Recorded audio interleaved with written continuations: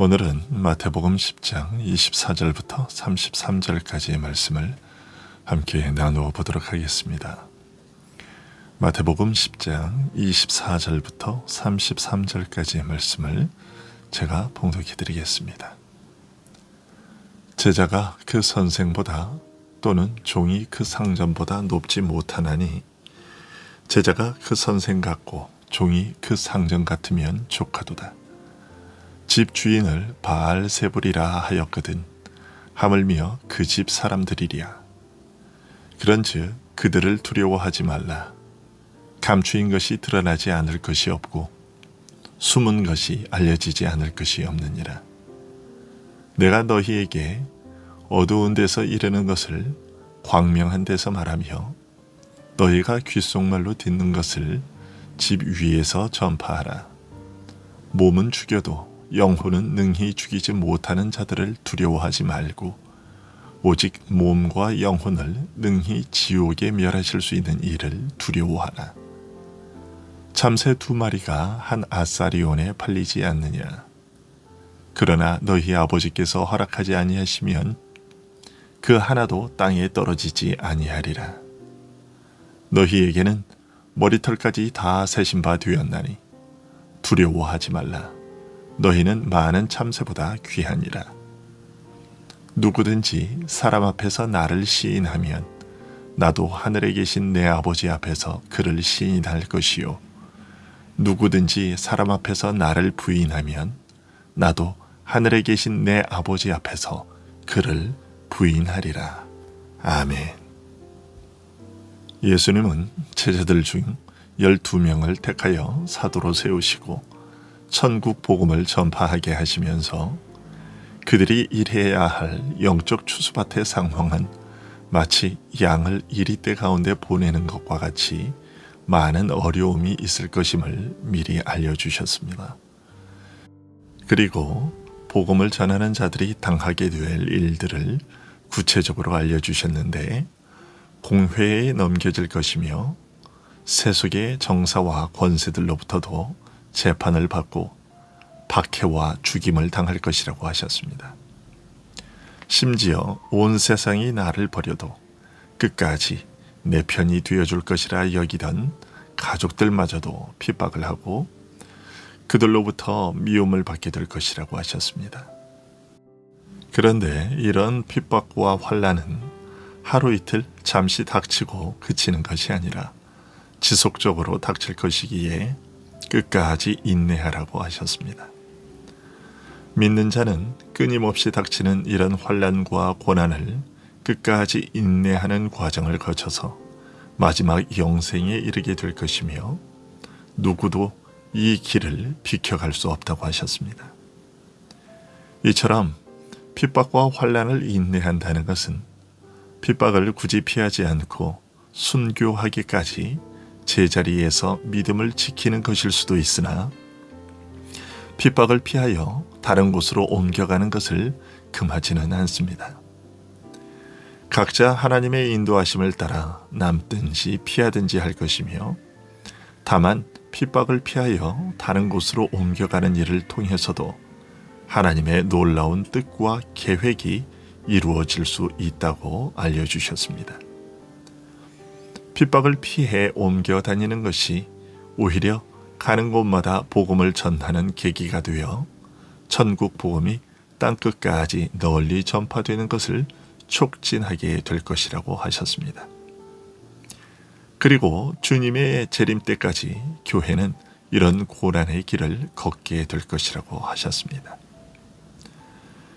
이런 사실들에 이어 오늘 본문을 통해 예수님께서는 교회로서나 신자 개인으로서나 핍박 가운데서 복음을 전파하여 천국의 지경을 넓히는 이 고난의 길이 실로 마땅하고 합당한 일이라는 사실을 알려주셨습니다. 제자가 그 선생보다 또는 종이 그 상전보다 높지 못하나니 제자가 그 선생 같고 종이 그 상전 같으면 족하도다. 집 주인을 바알세불이라 하였거든 하물며 그 집 사람들이랴 라고 하신 것이 바로 그것입니다. 배우는 제자가 가르치는 선생보다 높을 수 없으며 종이 그 주인보다 높이 되기를 기대할 수 없습니다. 그저 배우는 자는 가르치는 선생과 같이 될 수만 있으면 족한 것이요, 종이 그 상전만큼 될 수 있으면 그것이 최선이라는 것입니다. 교회의 머리 되신 그리스도를 저들이 바알세불이라고 하였다면 하물며 그리스도의 지체인 너희들에게야 어떻게 대하겠느냐. 그리스도께서 변질된 교회와 세상으로부터 이런 대접을 받으셨다면 주께 속한 우리도 같은 대접을 받는 것이 당연하지 않느냐. 그런데 만일 우리가 더 좋은 대접을 바란다면 이것은 그리스도보다 높아지겠다는 것이요, 섬기는 종인 우리가 주인 되신 그리스도보다 더 나은 대우와 대접을 받겠다는 망령되고 어리석은 자세라고 알려주시고 계신 것입니다. 그리스도를 믿고 따른다는 것은 그분이 걸으신 고난의 길을 따르며 배우는 것을 포함하는 것입니다. 이런 사실을 말씀하신 후에 이어서 그런즉 그들을 두려워하지 말라. 감추인 것이 드러나지 않을 것이 없고 숨은 것이 알려지지 않을 것이 없느니라. 내가 너희에게 어두운 데서 이르는 것을 광명한 데서 말하며 너희가 귓속말로 듣는 것을 집 위에서 전파하라. 몸은 죽여도 영혼은 능히 죽이지 못하는 자들을 두려워하지 말고 오직 몸과 영혼을 능히 지옥에 멸하실 수 있는 일을 두려워하라고 하셨습니다. 믿는 자를 핍박하는 자들에 대하여 두려워하지 말아야 할 것은 무엇보다 주를 믿고 따르는 자로서 그리스도께서 걸으신 길을 따르는 것이 합당하기 때문이라고 할 수 있습니다.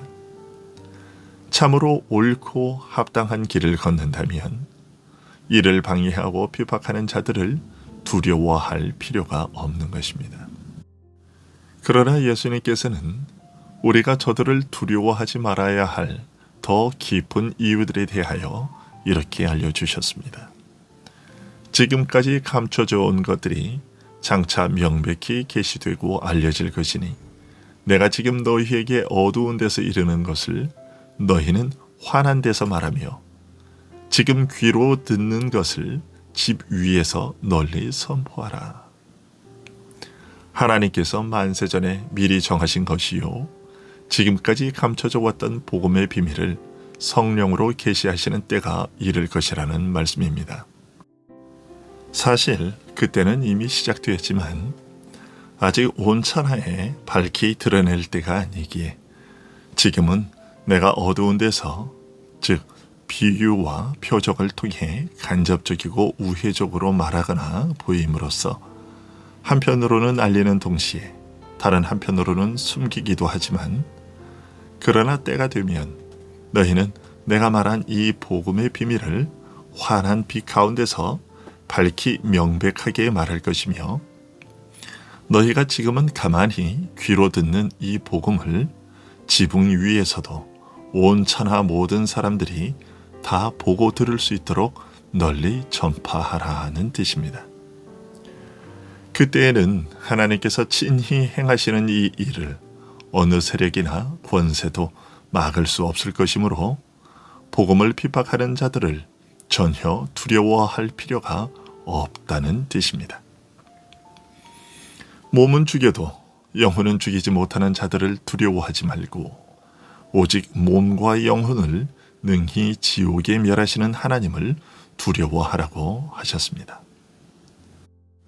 핍박자들은 기껏해야 우리 육신의 생명을 해할 수 있을 뿐이지만 어차피 우리의 이 육신이야 흙으로 돌아가게 되어 있는 것이고 부활할 때에는 신령한 몸으로 변화될 것이기에 육적 죽음은 오히려 죄 짓기를 좋아하는 육신을 벗게 되는 일이요 신령한 몸을 입을 것을 기다리는 것이므로 지나치게 두려워할 일이 아닌 것입니다.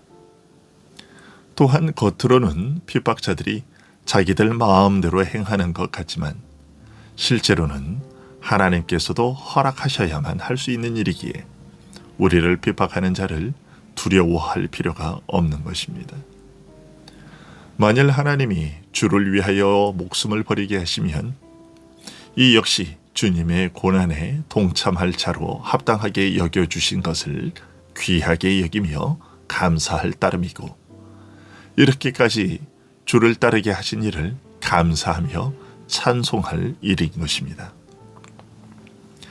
하지만 참으로 두려워하고 경외해야 할 대상이 있는데, 우리 몸과 영혼을 아울러 멸하실 수 있는 하나님이시라고 알려주셨습니다. 기껏 해봐야 우리 육신의 생명을 죽일 수밖에 없는 자들을 두려워하여 굴복할 것이 아니라 우리의 영원한 생명과 죽음을 주관하시는 분을 경외하고 사랑하며 섬기는 것이 합당하며, 어려움과 핍박을 만나면 그 하나님께 우리의 일을 맡기고 부탁하는 가운데 오직 하나님께 순종하여 그분의 뜻을 따르는 것이 마땅하다는 말씀입니다.